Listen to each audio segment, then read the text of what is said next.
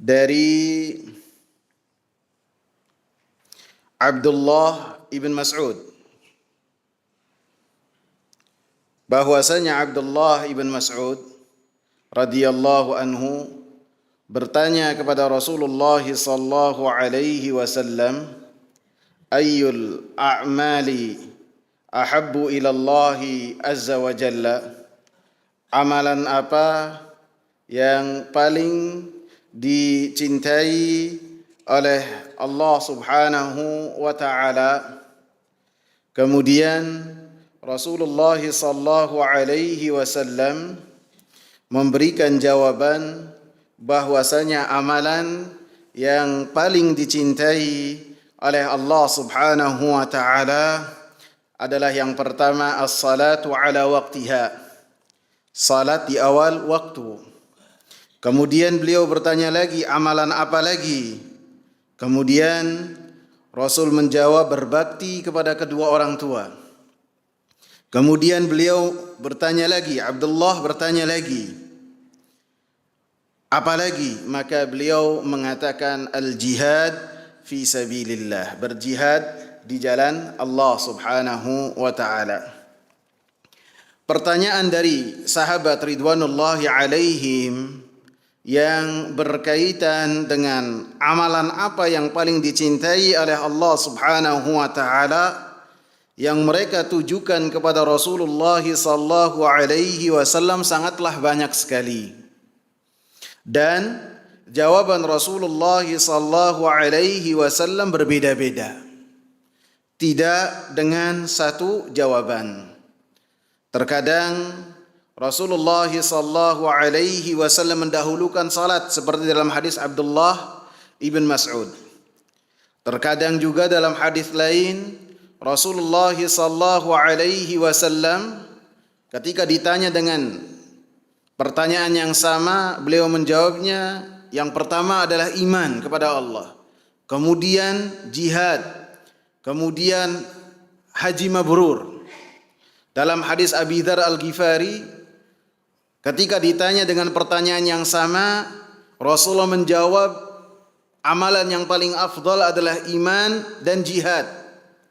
Dalam hadis Abdullah ibn Umar radhiyallahu anhuma ketika ditanyakan kepada Rasulullah sallallahu alaihi wasallam dengan pertanyaan yang serupa, maka Rasulullah sallallahu alaihi wasallam menjawab, tut'imut ta'ama wa taqra'us salama ala man arafta wa man lam ta'rif.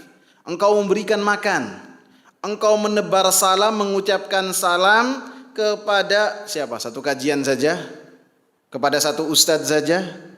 Kepada yang satu masjid saja? Tidak. Menebar salam kepada siapa? Kepada yang kita kenal dan yang tidak kita kenal.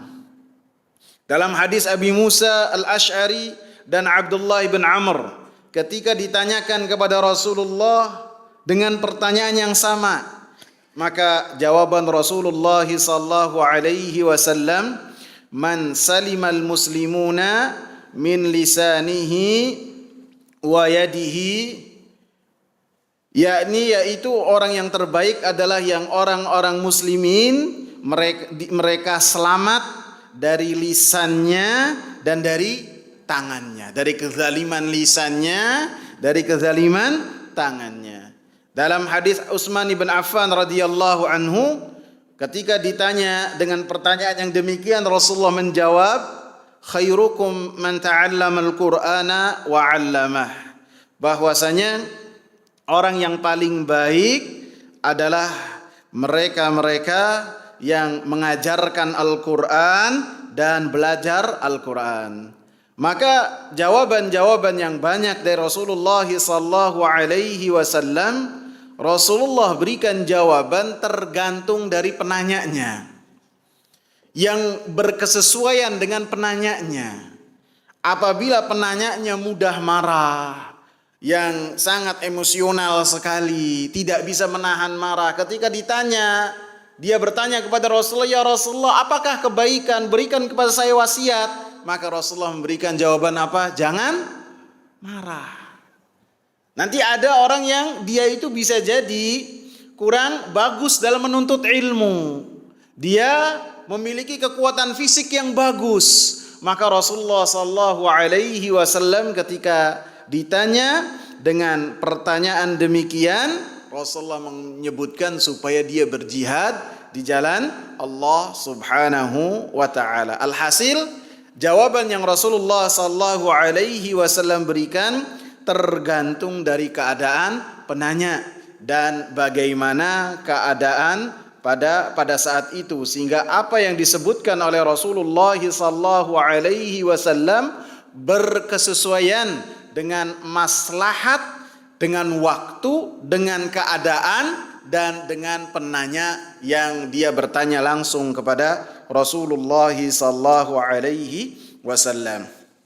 Kemudian dalam hadis ke-48 kita fokus ke as-salatu ala waqtiha. Amalan yang paling dicintai oleh Rasulullah sallallahu alaihi wasallam adalah salat di awal waktu. Artinya bahwasanya amalan yang paling dicintai oleh Allah Subhanahu wa taala ketika seseorang menunaikan salat di awal waktu. Dan Allah Subhanahu wa taala sebutkan dalam banyak ayat yang berkaitan dengan hal ini. Hafidhu ala salawat. Allah Subhanahu wa taala menyebutkan, jagalah kalian salat 5 waktu.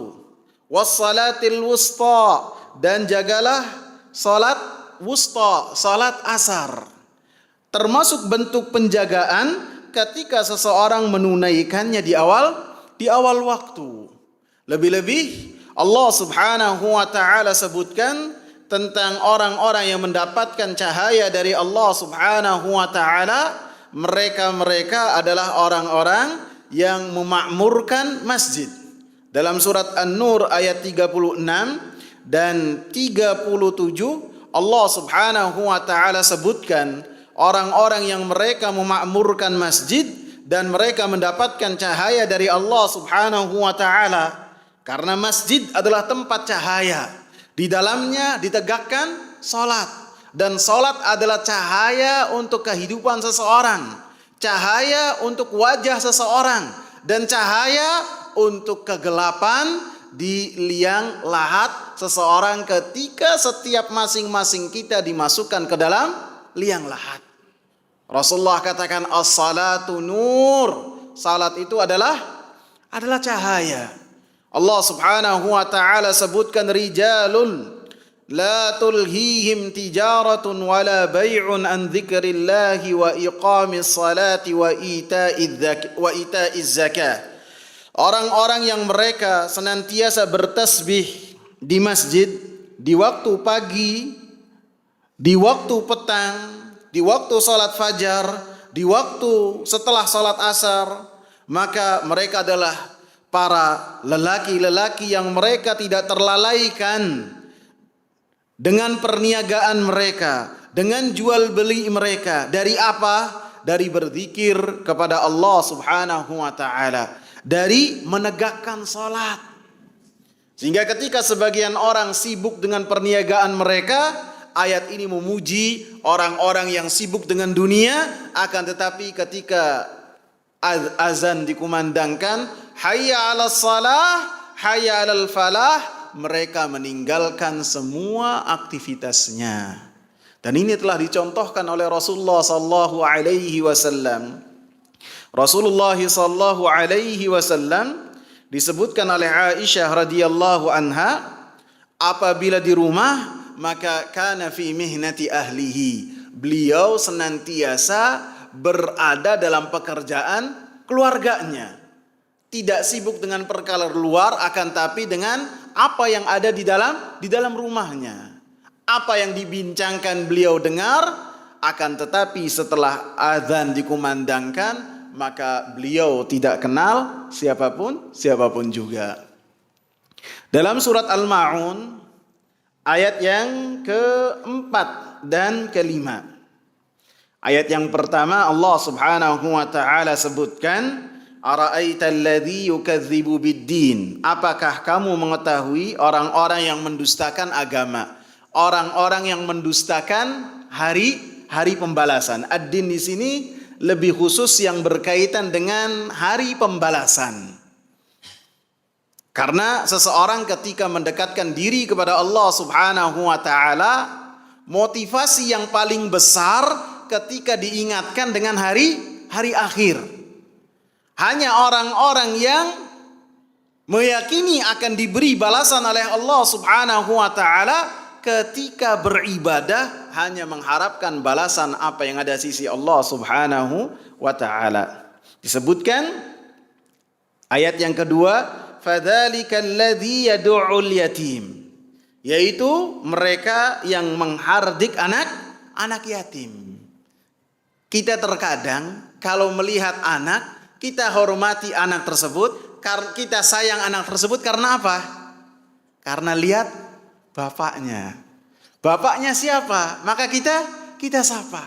Maka Allah katakan orang yang dia tidak yakin dengan hari kiamat dan hari akhir, mereka yang tidak yang dia itu menghardik anak yatim.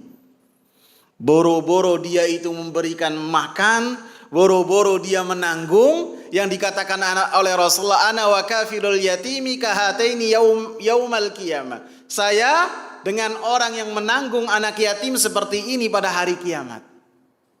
Akan tapi malah dia menghardiknya, malah dia membentaknya, karena dia yakin kalau dibentak dia tidak punya ayah. Ayahnya tidak akan datang kepada dia dan memarahi apa yang dia lakukan.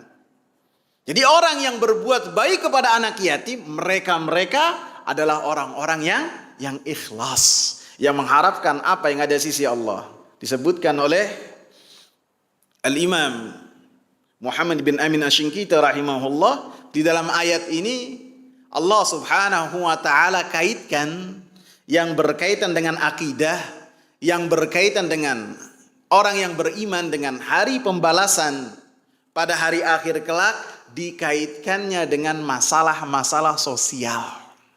Bagaimana dia bermuamalah dengan orang lain. Wala yahuddu ala ta'amil miskin. Masalah sosial yang kedua, pelit. Saking pelitnya, jangankan dia mengasihi orang miskin makanan, untuk memberikan anjuran kepada orang-orang kaya supaya mereka berbagi dengan orang-orang miskin saja tidak mau. Maka bentuk termasuk orang-orang yang mendustakan hari kiamat. Baru yang ketiga yang berkaitan dengan ibadah mahdhah antara seseorang dengan Allah. Fawailul lil musallin. Maka celakalah buat orang-orang yang salat. Maka wail buat orang-orang yang salat. Wail di sini disebutkan perkataan yang disebutkan dan dikatakan bagi orang-orang yang terkena baginya kebinasaan dan kehancuran. Dia mendapatkan wail. Disebutkan oleh Imam Dzahabi rahimahullah bahwasanya wail adalah wadin fi nari jahannam, satu lembah di api neraka jahannam. Apabila dimasukkan ke dalamnya gunung-gunung dunia, maka gunung-gunung tersebut akan meleleh. Allahu Akbar. Antum bayangkan bahwasanya orang yang sholat saja diancam oleh Allah Subhanahu wa taala dengan api neraka. Gimana dengan orang yang tidak sholat sama sekali? Sebagaimana orang yang mereka mengambil air wudhu untuk menunaikan sholat, diancam oleh Allah melalui lisan Rasulnya dengan wail, dengan kecelakaan, dengan wail yang seperti dikatakan oleh Imam Dzahabi, lembah di api neraka jahannam. Maka bagaimana orang yang mukanya dan wajahnya dan anggota badannya tidak terkena wudu sama sekali. Alladzina hum an salatihim sahun. Orang-orang yang mereka dengan salatnya, mereka mendapatkan kecelakaan yang mereka dari salat mereka itu sahun. Mereka mereka lalai. Lalai di sini para ulama rahimahumullah ketika membaca ayat ini, mungkin ayat ini, surat ini termasuk surat yang sering kita baca. Akan tetapi kita kurang mentadabburinya. Ataupun para ulama rahimahumullah ketika mereka membacanya, tingkat ilmu mereka menjadikan mereka bersyukur kepada Allah Subhanahu wa taala ketika membaca penjelasan orang-orang yang mendapatkan kecelakaan dan wail dalam salat-salat mereka. Para ulama mengatakan segala puji milik Allah yang tidak menjadikan annya itu dengan fi. Kalau dikatakan fi alladzina hum fi salatihim sahun, maka tidak ada yang selamat. Tidak ada yang selamat, semuanya binasa. Allahu Akbar, ingat dagangan. Ini kalau fi salatihim sahun. Allahu Akbar, ingat tadi kita ketemu sama siapa? Kok perasaan tadi ketemu sama si fulan, kok enggak nyapa, biasanya nyapa? Pernah enggak kayak gitu, ikhwan? Dan inilah ahadiyah Islam. Tidak ada yang selamat. Bahkan Rasul sallallahu alaihi wasallam ketika salat Allahu Akbar, ingat beliau punya emas, punya dinar, yang dinarnya beliau belum disedekahkan. Sehingga setelah Assalamualaikum, Rasulullah tidak zikir. Langsung beliau pergi ke rumahnya, diambil dinarnya, langsung disedekahkan. Artinya apa? Tidak ada yang selamat. Allahu Akbar, ingat perkara-perkara dunia. Bahkan terkadang kita nyari kunci 4 jam, 3 jam, 2 jam. Begitu sholat berjamaah Allahu Akbar langsung ingat. Nah, akan tapi yang dimaksud dengan an salatihim sahun, bahkan disebutkan Umar bin Khattab dalam sholatnya beliau menyusun strategi bagaimana dalam menghadapi peperangan. Jadi dalam sholatnya pun beliau masih memikirkan ibadah yang lain, yaitu jihad fisabilillah. Sehingga para ulama mengatakan apa yang ada di dalam hati, apa yang ada dalam kepala ketika sholat, ketika tidak melalaikan dari inti sholat, maka itu tidak mengapa. Ketika seorang tidak terseret terus dalam pikiran-pikiran yang ada di kepalanya, dan dia apabila yang berkaitan dengan hal-hal yang tidak bermanfaat dia putuskan, dan kemudian dia kembali ke dalam sholatnya, kecuali yang berkaitan dengan ibadah yang lain seperti yang dicontohkan oleh Rasulullah dan Umar bin Khattab.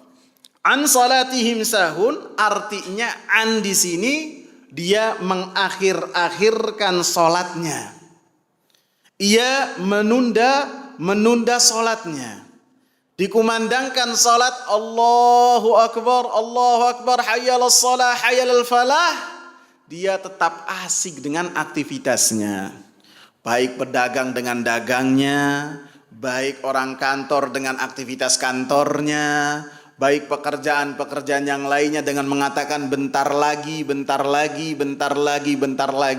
dan kemudian dia melaksanakan sholatnya di akhir waktu, maka itulah termasuk orang-orang yang mendapatkan fawailul lil musallin alladzina hum an salatihim sahun. Mereka orang-orang yang dari salatnya sahun, melalaikan salat-salat mereka, yang artinya mengakhirkan salat-salat mereka.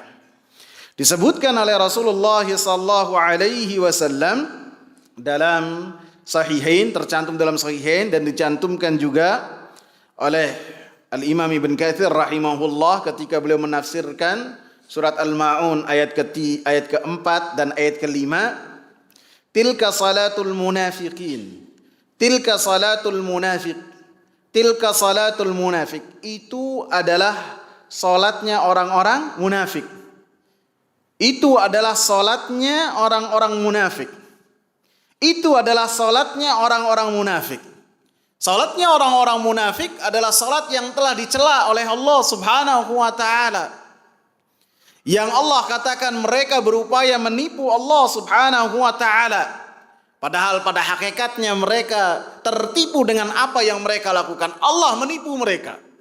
Innal munafiqina yukhadi'una Allah wa huwa khadi'uhum wa idza qamu ila salati qamu kusala. Sesungguhnya orang-orang munafik mereka berupaya menipu Allah dan mereka ditipu oleh Allah Subhanahu wa taala sebagai balasan terhadap apa yang mereka lakukan. Jadi bentuk mereka tertipu dengan apa yang mereka lakukan bukan berarti Allah memiliki sifat khadi', bukan. Disebutkan hal ini sebagai muqabalah, sebagai lawan dan balasan terhadap apa yang telah mereka lakukan. Sebagaimana mereka bermakar, maka Allah Subhanahu wa taala balas makar mereka dengan makar. Bentuk apa yang mereka lakukan adalah apabila mereka berdiri untuk menunaikan salat, mereka salatnya bermalas-malasan. Yang Rasulullah katakan, itulah salat orang munafik, itulah salat orang munafik, itulah salat orang munafik. Ia jelisu yarqubus syamsa, dia duduk. Dia memperhatikan matahari apabila di salat asar. Hatta idza kanat baina qarnai syaitan, kemudian apabila matahari itu sudah berada di dekat untuk tenggelam, sudah mulai menguning, sudah mulai memerah, maka naqara faqama fanaqara arba'an la yadhkurullaha fiha illa qalila. Di akhir waktu salat baru dia berdiri. Kemudian salatnya gimana? Mematok-matok seperti unggas. Tidak ada kekhusyuan sama sekali. Maka Allah Subhanahu wa taala katakan mereka sebagai orang-orang yang la yadhkurunallaha illa qalila. Mereka tidaklah berzikir kecuali sedikit sekali. Salah satu bentuknya adalah ketika menunaikan salatnya di akhir waktu. Wallahu ta'ala a'lam. Sehingga dalam hadis ini anjuran yang sangat kuat untuk kita ini apabila tiba waktu salat, kita menunaikan salat di awal waktu, kita meninggalkan semua aktivitas kita. Hadis yang berikutnya yang berkaitan dengan babul mawaqit, hadis Aisyah. Hadis Aisyah radhiyallahu anha. Hadis yang ke-49. An Aisyah radhiyallahu anha qalat. Dari Aisyah radhiyallahu anha beliau berkata, laqad kana Rasulullah sallallahu alaihi wasallam yusalli al-fajr. Sungguh Rasulullah sallallahu alaihi wasallam menunaikan salat fajar, salat subuh. Fayashhadu ma'ahu nisa'un minal mu'minati mutalaffi'atin bimurutihinna thumma yarji'na ila buyutihinna ma ya'rifuhunna ahadun minal ghalas. Kemudian hadir dengan Rasulullah sallallahu alaihi wasallam perempuan-perempuan dari kalangan mukminat mutalaffi'at bimurutihinna, mereka memakai dengan murutihinna, dengan baju-baju yang menutupi aurat mereka sehingga aurat mereka tidak terbentuk. Thumma yarji'na ila buyutihinna, kemudian mereka kembali ke rumah-rumah mereka dan tidak ada yang mengetahui salah seorang pun di antara mereka karena kegelapan waktu fajar. Hadis ini disebutkan oleh Aisyah radhiyallahu anha yang berkaitan dengan waktu salat subuh. Bahwasanya Rasulullah sallallahu alaihi wasallam ketika salat subuh, maka Rasulullah sallallahu alaihi wasallam melaksanakan salat fajar tersebut ketika fajar shadiq telah nampak untuk Rasulullah sallallahu alaihi wasallam. Sehingga begitu telah tiba, kemudian azan dikumandangkan, kemudian kaum muslimin berkumpul, maka Rasulullah sallallahu alaihi wasallam menunaikan salat tersebut ketika waktu fajar masih gelap. Ini yang berkaitan dengan hadis dalam babul mawaqit ini. Karena sebagian ulama yang berkaitan dengan salat fajar, mereka membawakan hadis dari Rasulullah sallallahu alaihi wasallam, asfiru bi salatil fajri. Kalian safarkanlah, laksanakanlah waktu salat subuh itu ketika waktu fajar itu sudah mulai agak terang, bukan ketika waktu fajar itu masih diliputi kegelapan malam. Ini makna dari hadis lain. Akan tetapi yang dibawakan dalam penulis ini, beliau lebih merajihkan bahwasanya waktu fajar yang paling baik adalah ketika melaksanakannya di awal waktu, sehingga ketika Rasulullah sallallahu alaihi wasallam menunaikan salat fajar dengan bacaan yang panjang, karena bacaan yang Rasulullah sallallahu alaihi wasallam bacakan dalam salat fajar itu minimal 60 ayat sampai 100 ayat, sehingga bacaannya sangat panjang sekali. Akan tetapi walaupun dengan salat yang panjang, disebutkan oleh hadis Aisyah radhiyallahu anha, "Tsumma yarji'na ila buyutihinna ma ya'rifuhunna ahadun minal ghalas." Ketika para sahabat perempuan yang mereka datang dalam salat fajar bersama dengan Rasulullah sallallahu alaihi wasallam, kemudian mereka pulang ke rumah-rumah mereka, maka ketika mereka pulang, maka tidak ada yang mengetahui salah seorang pun karena kegelapan malam, kegelapan waktu fajar yang masih tersisa. Disebutkan oleh Ummu Salamah radhiyallahu anha, bukan hanya karena kegelapan malam, akan tetapi disebutkan bahwasanya Rasulullah sallallahu alaihi wasallam apabila mendapati para sahabiat datang dalam salat fajar ataupun salat fardu yang lainnya, maka ketika Rasulullah sallallahu alaihi wasallam salam kemudian menghadap ke jamaah, ke para sahabat, maka Rasulullah sallallahu alaihi wasallam larang para sahabat untuk mereka meninggalkan tempat duduknya sampai Rasulullah memastikan bahwasanya sahabat-sahabat perempuan yang datang untuk menunaikan salat fardu mereka sudah berlalu terlebih dahulu.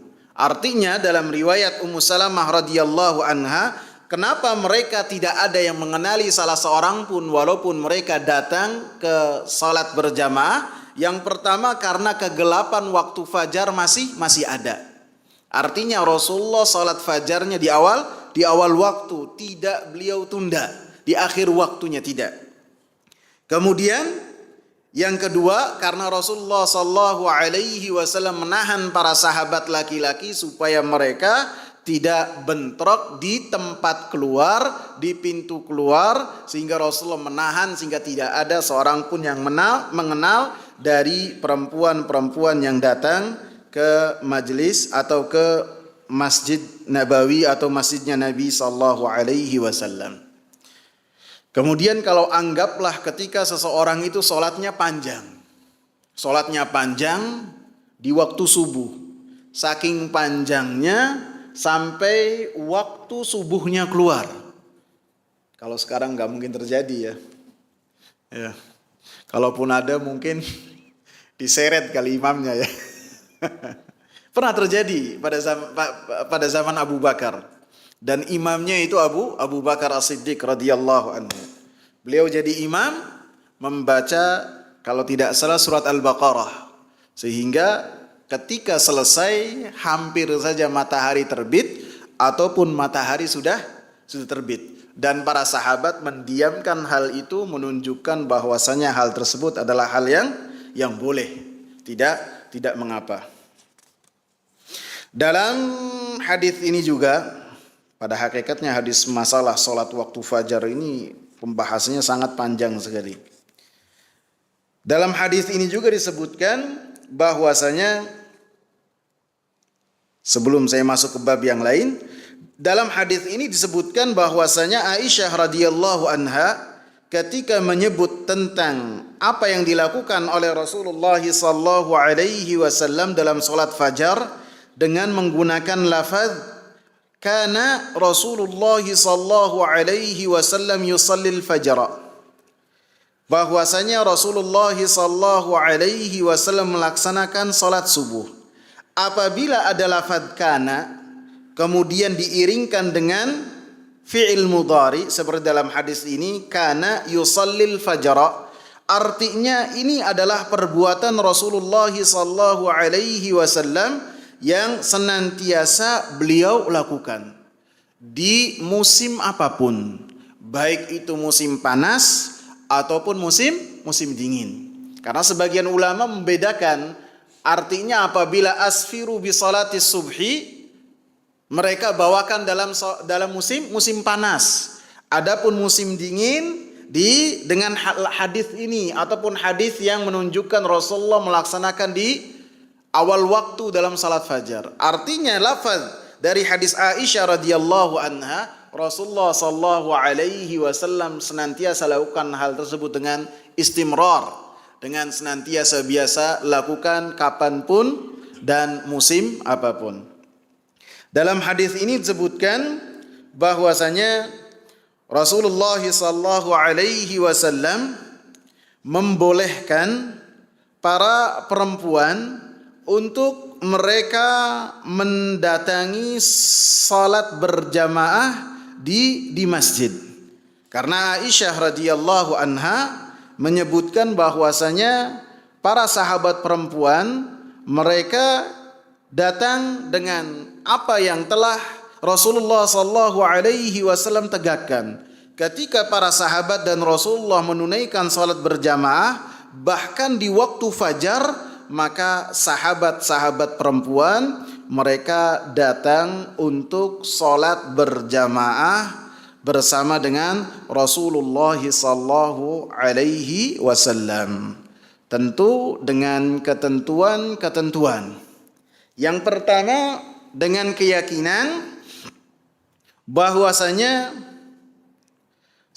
seorang perempuan ketika salat dia di rumah itu lebih afdal daripada salat dia di masjid. Dan ini masjid manapun juga. Ketika seorang perempuan salatnya di rumah itu lebih afdal daripada salat dia di masjid. Bahkan ketika salat dia itu di rumahnya di tempat yang lebih tertutup, maka lebih afdal daripada seorang perempuan salat yang salatnya itu di rumahnya di ruangan terbuka. Banyak hadisnya yang berkaitan dengan hal ini. Dalam hadis yang tercantum di Umdatul Ahkam juga Rasulullah katakan, idza sta'dzanat ahadakum imra'atuhu ilal masjid fala yamna'ha. Apabila seorang perempuan izin kepada walinya, kepada suaminya untuk menunaikan salat berjamaah, maka jangan ditahan, jangan dilarang, biarkan. Dalam hadis lain Rasulullah katakan, la tamna'u ima Allahi masajidallah wa buyutuhunna khairul lahun. Jangan kalian larang perempuan-perempuan muslimat untuk datang ke masjid. Dan Rasulullah katakan wa buyutuhunna khairul lahunna. Dan salat mereka di rumah itu lebih baik daripada salat mereka di masjid. Termasuk masjid, ya bukan hanya Masjid An-Nur, Masjid Nabawi juga. Karena Rasulullah mengatakannya di mana ini? Di Masjid Nabawi. Bahkan termasuk ketika jamaah umrah, ketika dia sudah sampai di Madinah atau di Mekah, mana yang lebih afdal? Salat dia di dekat Ka'bah ataukah di hotel dia? Salat dia di Masjid Nabawi di Raudhah ataukah salat dia di hotel dia ataupun di rumah dia? Maka tentu ketika tempat yang lebih tertutup maka itu lebih afdal. Rasulullah sallallahu alaihi wasallam katakan, salat seorang perempuan di rumah lebih afdal daripada salat dia di masjid. Wa salatuha fi makhda'iha afdalu min salatiha fi baitiha. Salat seorang perempuan di kamarnya lebih afdal daripada salat dia di ruang tamu, di ruang depan atau ruangan-ruangan lainnya dari bagian rumah. Jadi lebih tertutup maka lebih afdal. Karena seorang perempuan ketika berada di rumahnya maka dia makin dekat dengan Allah Subhanahu wa taala. Rasulullah katakan al-mar'atu aurah. Perempuan itu adalah aurat. Fa idza kharajat istasyrafaha syaitan. Apabila dia keluar dari rumahnya, maka syaitan akan mengiringinya. Wa aqrabu ma takunu min rabbiha idza hiya fi qa'ri baitiha. Dan keadaan yang paling dekat antara seorang perempuan dengan Allah Subhanahu wa taala ketika seorang perempuan ada di dalam rumahnya. Allahu akbar. Jadi ketika seorang perempuan di rumahnya maka itu lebih afdal. Sehingga harus memiliki keyakinan yang pertama bahwasanya salat dia di rumahnya itu lebih afdal. Yang kedua, ketika seorang perempuan akan datang menunaikan salat 5 waktu diperbolehkan. Yang kedua, dia tidak memakai wangi-wangian. Tidak boleh memakai wangi-wangian. Banyak hadis yang melarang tentang hal ini. Rasulullah sallallahu alaihi wasallam sebutkan, perempuan siapa saja yang dia mengenakan wangi-wangian, kemudian dia melewati satu kaum supaya sengaja yang mereka lewati itu dari kalangan lelaki mencium wangi dari parfum yang ia kenakan, maka kata Rasulullah fahiya zaniyah, maka dia adalah seorang zaniyah. Dalam hadis lain Rasulullah sallallahu alaihi wasallam katakan, "Idza kharajat ihdakunna ila al-masjid fala taqrabanna tiba." Apabila seorang perempuan salah seorang di antara kalian mau datang ke masjid, maka jangan sekali-kali menyentuh parfum. Tidak boleh menyentuh parfum, dan banyak hadis yang berkaitan dengan hal ini. Bahkan Rasulullah sallallahu alaihi wasallam sebutkan bahwasanya parfum yang dikenakan oleh seorang perempuan itu haruslah untuk suaminya dan mahramnya saja. Adapun untuk yang lainnya maka itu tidak boleh. Walaupun ketika datangnya ke masjid untuk majelis ilmu ataupun untuk salat berjamaah. Bahkan Abu Hurairah radhiyallahu anhu pernah beliau ketika ada perempuan yang melewati beliau, kemudian angin berhembus sehingga membawa ke hidung beliau wewangian yang dipakai oleh perempuan tersebut, maka Abu Hurairah radhiyallahu anhu langsung menegur perempuan ini. Bisa jadi waktu itu Abu Hurairah sebagai seorang gubernur, karena beliau pernah diangkat menjadi seorang gubernur di kota Madinah. Beliau langsung mengatakan, "Ya amatal jabbar, al-masjida turidin?" Wahai seorang perempuan hamba Allah, apakah masjid yang kau tuju? Maka perempuan ini menjawab iya. Maka kata Abu Hurairah memastikan lagi, "Walahu tatayyabti?" Apakah engkau ini mengenakan parfum, menggunakan parfum disengaja untuk datang ke masjid? Maka perempuan ini mengatakan, "Iya, wahai sahabat Nabi." Maka kata Abu Hurairah radhiyallahu anhu, "Farji'i faghtasili." Pulanglah engkau dan mandilah. Hilangkanlah dari diri engkau itu wewangian. Karena saya mendengar Rasulullah sallallahu alaihi wasallam mengatakan, tidaklah ada seorang perempuan dia keluar menuju masjid, kemudian angin bertiup, angin berhembus membawa wewangian dari parfum yang ia kenakan, maka Allah Subhanahu wa taala tidak akan menerima salatnya. Antum bayangkan, tidak akan menerima salat perempuan tersebut sampai dia pulang dan sampai dia mandi sehingga menghilangkan wewangian yang dia gunakan.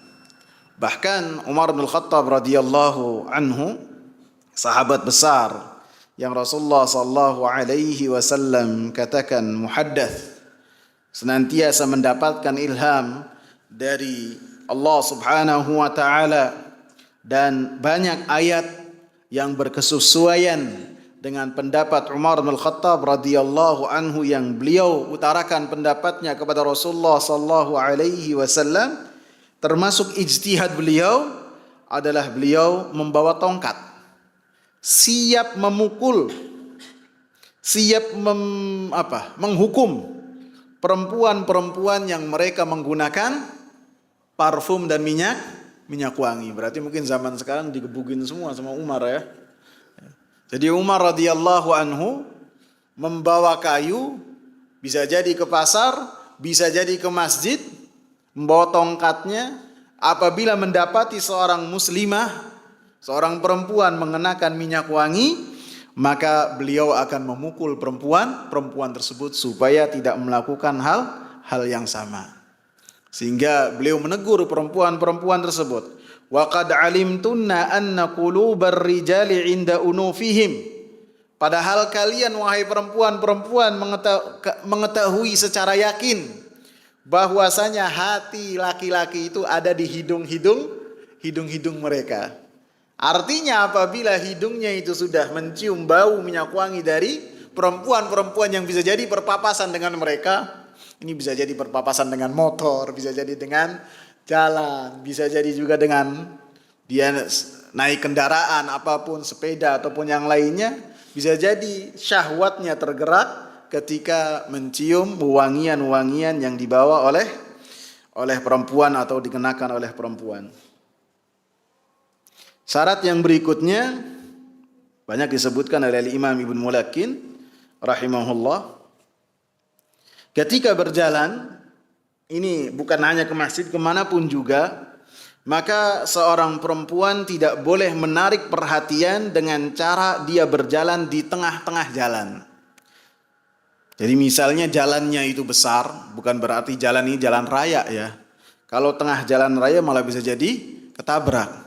Maksudnya ketika ada momen tertentu yang misalnya jalannya itu besar, tempat pejalan kakinya itu besar, maka seorang perempuan tidak dianjurkan walaupun dia sudah mengenakan jilbab yang syar'i, dia berkerudung dengan kerudung yang syar'i, dia tidak memakai wewangian, dan dia pada saat itu keluar karena darurat, dan dia meyakini ketika di rumahnya lebih baik karena Allah mengatakan waqarna fi buyutikun. Kemudian ketika keluar dari rumah, maka dia dianjurkan dan diperintahkan untuk tidak berjalan di tengah-tengah, di pinggir kalau berjalan. Tidak boleh di tengah-tengah. Karena Rasulullah sallallahu alaihi wasallam mengatakan, "Laisa lin-nisa'i wasatut thariq." Tidak untuk perempuan jalan yang ada di tengah. Akan tetapi ketika berjalan haruslah di jalannya itu di pinggir, tidak jalan di tengah, dan ketika berjalan bergerombol kemudian menarik perhatian yang lainnya, dan banyak yang disebutkan yang berkaitan dengan hal ini. Dalam hadis ini disebutkan beberapa pelajaran. Yang pertama, bahwasanya Rasulullah sallallahu alaihi wasallam menunaikan salat subuh di awal waktunya ketika waktu fajar masih bercampur dengan kegelapan malam. Yang kedua, dibolehkan buat seorang perempuan untuk menunaikan salat berjamaah, salat fardu berjamaah dengan ketentuan yang tadi kita jabarkan. Dan dalam hadis ini juga menunjukkan bahwasanya masyarakat yang Rasulullah sallallahu alaihi wasallam pimpin, maka masyarakat yang di dalamnya ada rasa aman. Sehingga setiap masyarakat yang mereka dibina di atas tauhid senantiasa melakukan keutamaan-keutamaan dan senantiasa menjaga kehormatan-kehormatan mereka. Hadis berikutnya ya, yang masih berkaitan dengan waktu. An Jabir bin Abdullah radhiyallahu anhuma, dari Jabir bin Abdullah radhiyallahu anhuma, beliau berkata, "Kana an-nabiy sallallahu alaihi wasallam yusalli adh-dhuhra bil hajirah." Bahwasanya Rasulullah sallallahu alaihi wasallam menunaikan salat zuhur di waktu hajirah. Di waktu hajirah adalah di waktu matahari yang sangat panas sekali, ketika matahari sudah mulai tergelincir ke arah barat. Dan seperti yang saya sebutkan, Rasulullah sallallahu alaihi wasallam apabila para sahabat menyebutkan tentang Rasulullah menggunakan kana yusalli, maka menunjukkan bahwasanya Rasulullah sallallahu alaihi wasallam melakukan hal tersebut secara terus-menerus. Artinya yang berkaitan dengan salat zuhur pun, maka Rasulullah sallallahu alaihi wasallam menunaikan di awal waktu.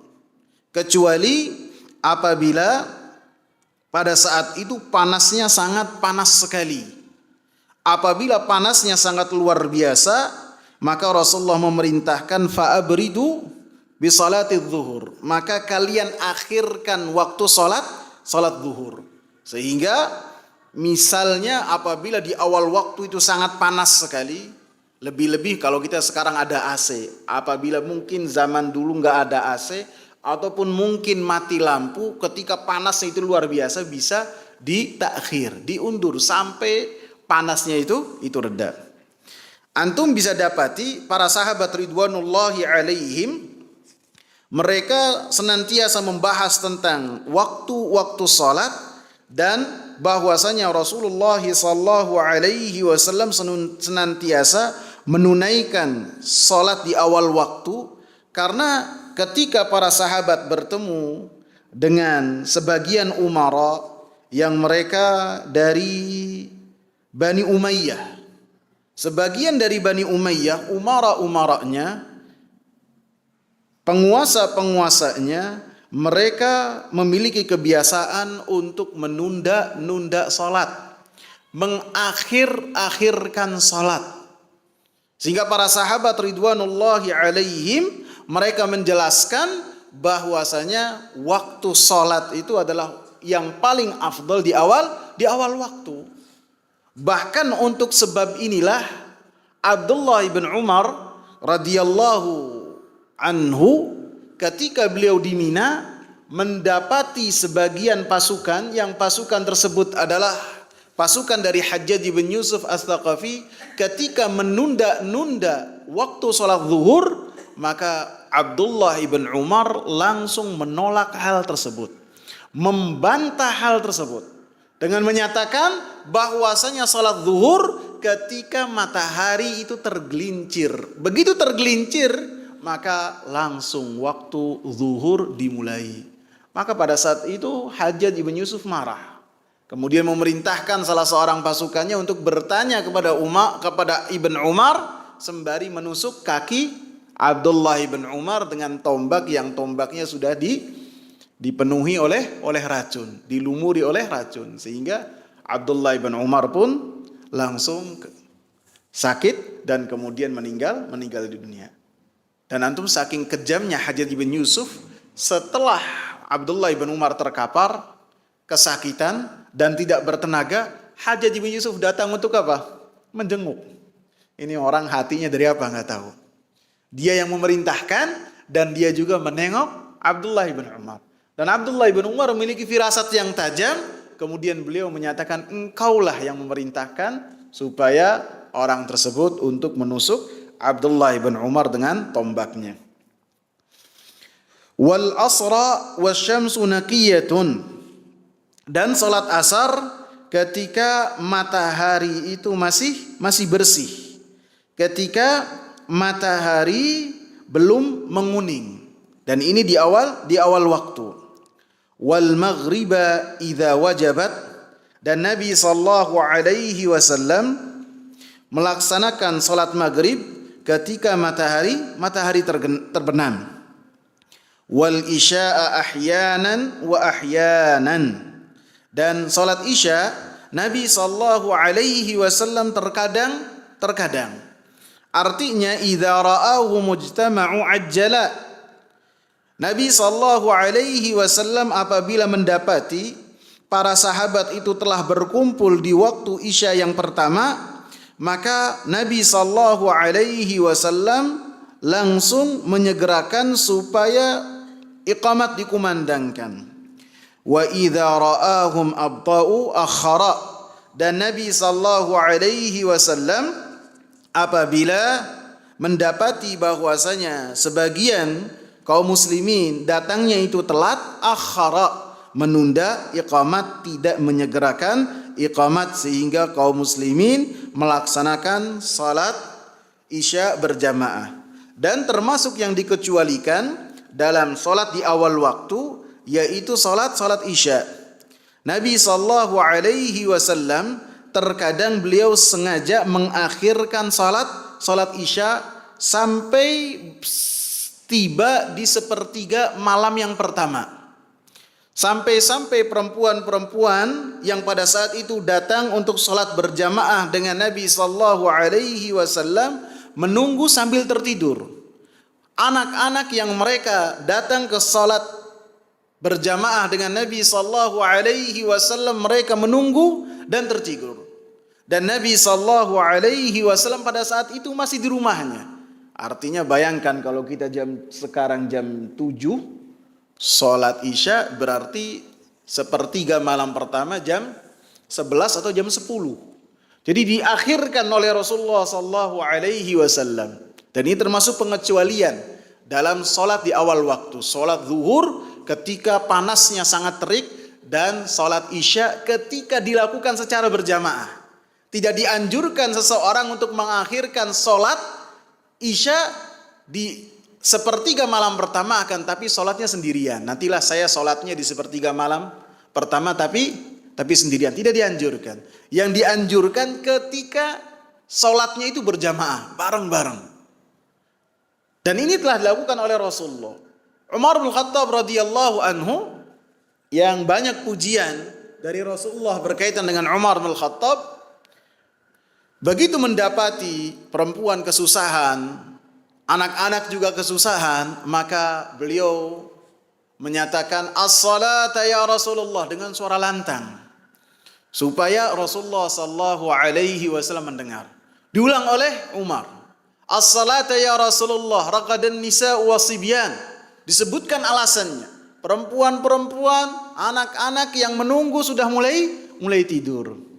Maka Rasulullah sallallahu alaihi wasallam keluar sambil menetes dari rambutnya itu air. Artinya beliau mandi sebelum datang untuk salat tersebut. Kemudian Rasulullah sallallahu alaihi wasallam mengatakan bahwasanya sepertiga malam pertama itu adalah waktuha.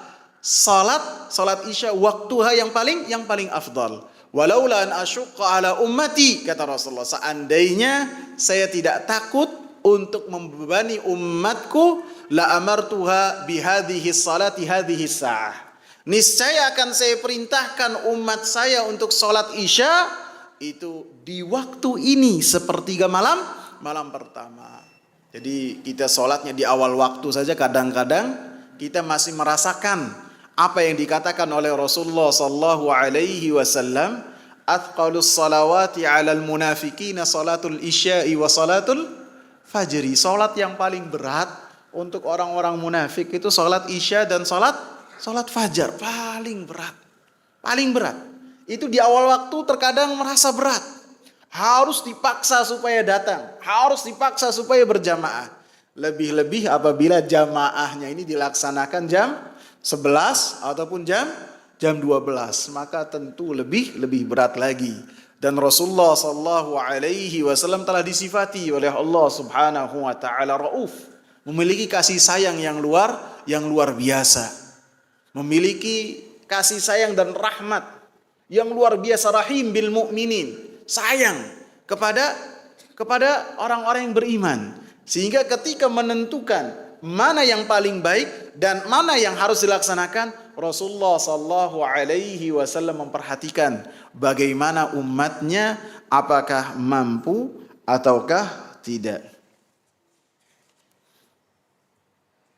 Wasubhu kana an-nabiy sallallahu alaihi wasallam yusalliha bighalas, dan waktu subuh Nabi sallallahu alaihi wasallam melaksanakannya ketika waktu ghalas, seperti yang kita sebutkan dalam hadis Aisyah yang sebelumnya. Waktu fajar, yang waktu fajar sadiknya itu telah muncul, akan tetapi masih bercampur dengan kegelapan malam. Wallahu ta'ala a'lam. Semoga bermanfaat. Subhanakallahumma bihamdika asyhadu an la ilaha illa anta astaghfiruka wa atubu ilaik. Assalamu alaikum warahmatullahi wabarakatuh.